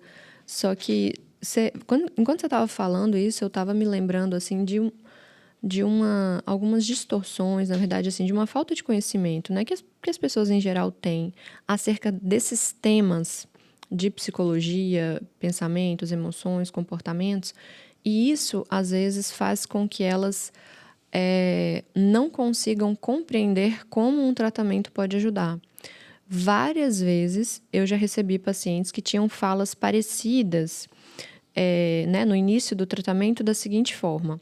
Quando eu começava a explicar para esse paciente a relação entre padrão de pensamento, padrão de comportamento, padrão de experiência emocional e o que ele está vivendo, né, e o sofrimento dele, quando a gente começa a fazer esses links, muitas vezes eu já ouvi de formas diferentes o seguinte raciocínio, não. Mas no meu caso, eu consigo separar bem as coisas. A forma como eu penso não tem nada a ver com o meu problema. E aí, assim, muito delicadamente, né, claro, assim, com todo o aconchego possível de palavras, a gente precisa, de alguma forma, fazer com que essa pessoa consiga compreender. Os seus pensamentos, eles não acontecem numa entidade à parte, né? Então, isso não é nem possível, na verdade. Não tem como a gente ter, assim, uma possibilidade de viver qualquer coisa e isso está dissociado da forma como a gente pensa, da forma como a gente interpreta. E esses conhecimentos, na medida em que as pessoas vão conseguindo ter essa associação, em que elas vão conseguindo trazer isso para a vida delas, elas vão fazendo determinados links em que é nesse momento que essas lentes, que antes às vezes estavam sujas ou viciadas, né, sobre ver as coisas, elas começam de fato a ficar um pouco mais limpas, em que alguns insights eles começam a acontecer. Claro, e quando você limpa essa lente, né, você pode tirar o que realmente a terapia está tentando te oferecer, que não é somente dar fim ao incômodo, né?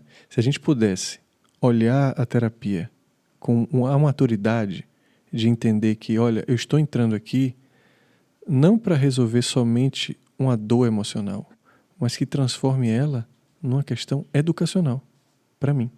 Porque eu acolho ela de uma forma muito mais madura e interessante, sabe? Tipo assim, poxa, chegou, né?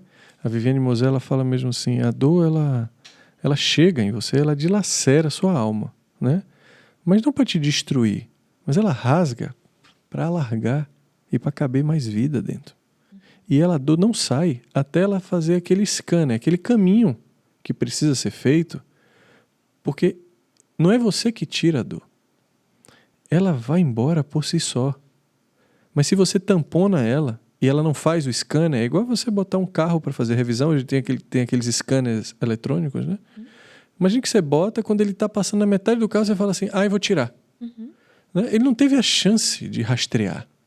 A dor é assim. E hoje, com automedicação, né? Com fugas em relação a consumo, arranjar uma outra pessoa, drogas e tantas outras coisas que as pessoas buscam para não deixar aquele scanner passar pela sua alma, né? Faz com que você só adie uma coisa que você vai precisar fazer. Então, quando eu tenho uma dor hoje, aí eu falo para o lado pessoal, faço terapia também, assim como ela,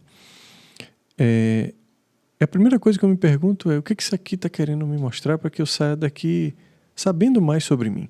Porque a forma que o meu corpo está tendo de me dizer que algo precisa ser revisto é com uma dor, com um incômodo. Porque se estivesse tudo bem, né, eu não iria fazer isso. Né? Ninguém é assim. Né? Ninguém dá uma chance a algo que já se mostrou que não é legal. Né? A gente só... Você não vai pedir um sanduíche e aí você não gosta de picles, aí você fala assim, bota hoje aí, porque eu tô a fim de pegar esse picles que eu já não gostei e pegar essa minha fome que eu tô agora e gastar com ele. Você não faz isso, né? Você só faz isso com maturidade, com o entendimento de que aquilo é benéfico para você. Para que você não fique olhando aquele 4 que você tirou, que você esperava tirar 10, daquela forma tão ruim, porque ou você vai olhar para o 4 e dizer, é porque tinha que ser, né? Ou você vai olhar assim, talvez não tenha estudado tão bem, né, o suficiente, e eu não merecia a nota, e eu vou poder fazer diferente, então aquele 4 vai ser o seu degrau para o 10. Você vai se calibrando, né? Calibrando, né? Com humildade também, porque terapia é humildade. Isso, exatamente. E é um processo bem de calibramento mesmo, sabe? Em vários sentidos, assim, inclusive emocionais. Às vezes o que a gente quer é o quê? Conseguir desenvolver estratégia de autorregulação. Exato. E a gente trabalha exatamente isso na terapia, um modo da gente se calibrar, né? Como você calibra um monitor, né? Meus amigos aqui calibraram a câmera, um monitor. Imagina um ser humano que é tão complexo, né? Eu sempre falo, eu faço um teste com as pessoas da nossa complexidade, é assim, o que é uma cadeira, velho? O que é uma cadeira, Billy? Me diga aí. Está aqui aí. Me defina aí. O que é uma cadeira? Um objeto de madeira, um metal. Como é? Um objeto de madeira, Sim. normalmente. Um plástico, metal, que a gente senta, feito para a gente sentar. Pronto, ele deu uma explicação utilitarista, né, que é para sentar e dar composição do negócio, né? Mas eu falo assim, e se não tiver madeira, não é cadeira? Você falou que é de madeira. Isso. Né? Aí você fala assim, não, Samir, que tem que ter braço. Eu falei, e banco é o quê?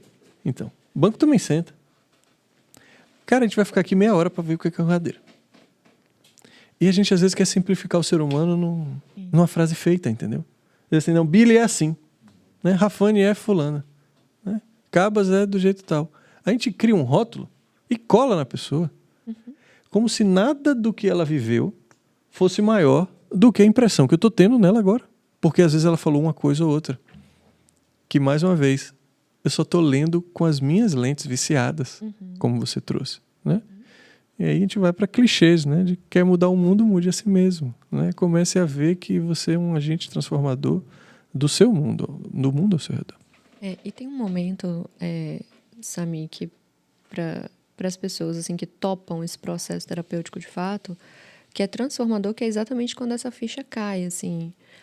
Ok, eu entendi que eu até gostaria que as coisas fossem diferentes e que eu gostaria, talvez, que os outros agissem de outros modos, mas que eu não tenho o que fazer quanto a isso, que ainda assim, mesmo que doa, mesmo que seja difícil, mesmo que seja desagradável, eu vou ter que fazer uma série de coisas.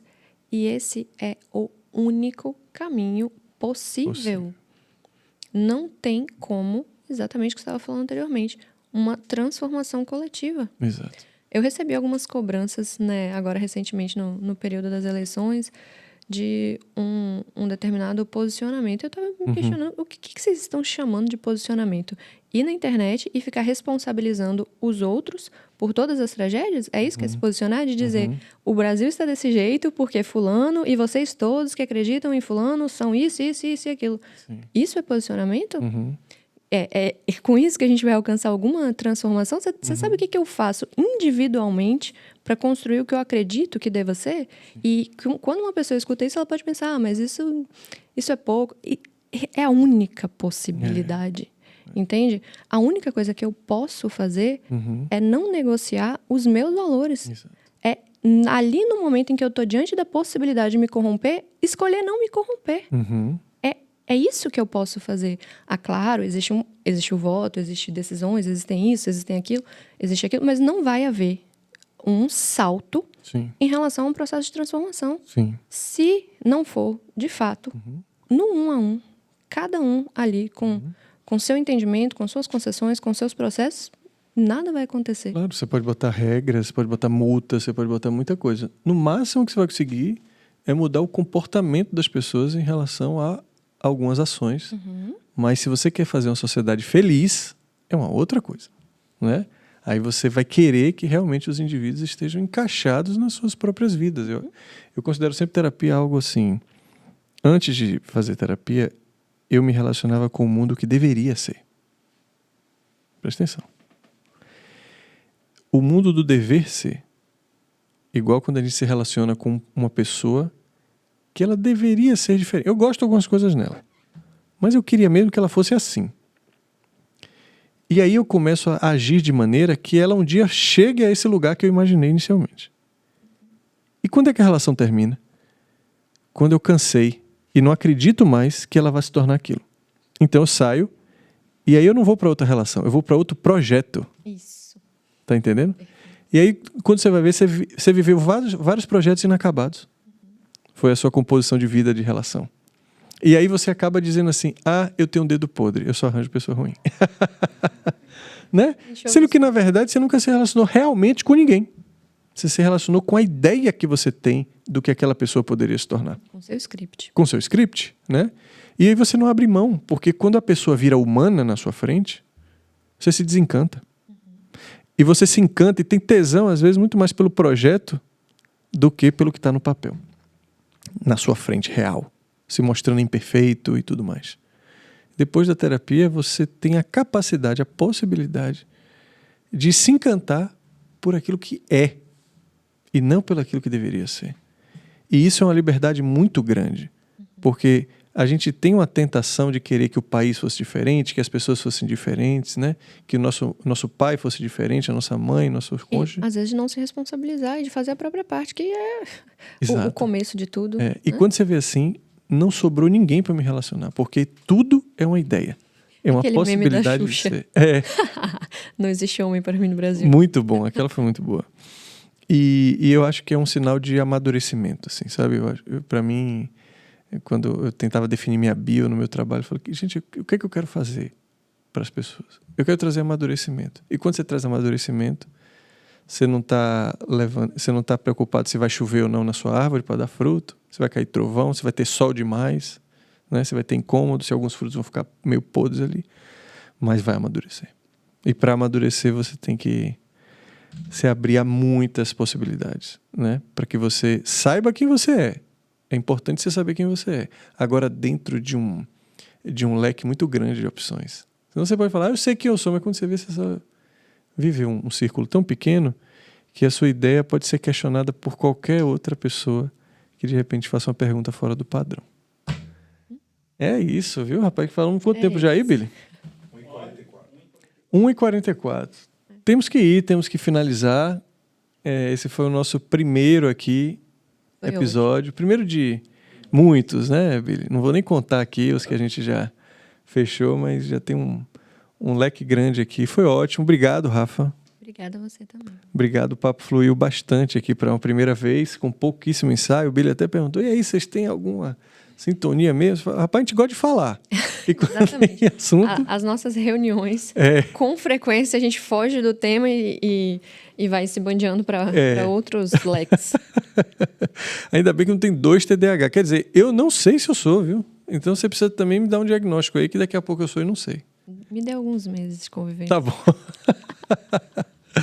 Mas obrigado equipe aqui, obrigado a todos e até o próximo episódio. A gente vai anunciar aí nas nossas redes sociais temas, convidados e tudo mais. Acompanhem e, precisando amadurecer, entre em contato. É isso. Valeu, pessoal. Até a próxima. Tchau. Tchau, tchau.